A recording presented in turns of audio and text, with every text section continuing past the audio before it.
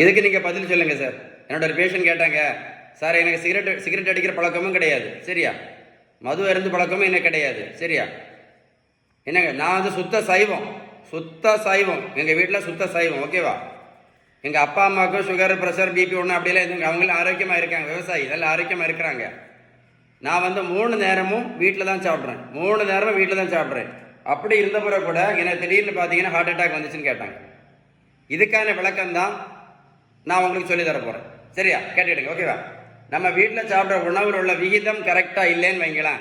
நம்ம சாப்பிட்ற உணவுல விகிதம் கரெக்டாக இல்லை அப்படின்னா என்ன வரும் அப்படின்னா, இந்த ஆபத்தான இன்சுலின் ரெசிஸ்டன்ஸ் வரும்.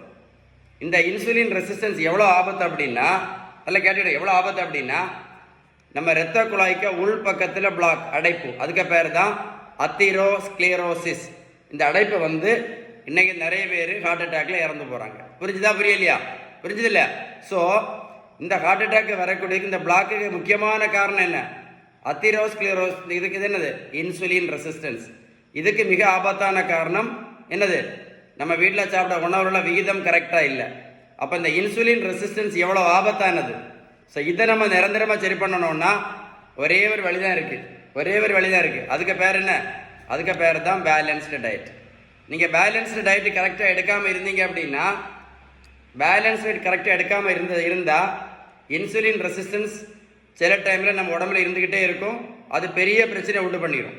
அதனால தான் திரும்ப சொல்லிகிட்டே இருக்கேன். நான் சொன்ன இன்ஃபர்மேஷன் யூஸ்ஃபுல்லாக இருந்துச்சா இல்லையா? சொல்லுங்கள். நான் சொன்ன இன்ஃபர்மேஷன் யூஸ்ஃபுல்லாக இருந்தால் கமெண்ட்ஸில் OES டைப் பண்ண மறந்துடாதுங்க. இந்த வீடியோ லைக் பண்ணி ஷேர் பண்ணிங்க அப்படின்னா இந்த வேர்ல்டில் நிறைய பேருக்கு யூஸ்ஃபுல்லாக இருக்கும், சரியா? இந்த தம்பியை பாருங்கள், 70 கிலோ வெயிட் குறைச்சிருக்கேன். 140-70 கிலோ. ப்ரோட்டீன் பவுடரும் கொடுக்கல, மாத்திரையும் கொடுக்கல, ஜூஸும் கொடுக்கல, ஊசியும் போடல. தம்பி போய் ரோட்டில் போய் நான் ஓடக்குன்னு சொல்லலை. நான் கொடுத்தது எல்லாமே பேலன்ஸ் டயட் மட்டும்தான். எதை மறந்தாலும் மறந்துடாதுங்க. லைக் பண்ணி ஷேர் பண்ண கண்டிப்பாக மறந்துடாது, ஓகேவா? டைப் பண்ண மறந்துடாதுங்க.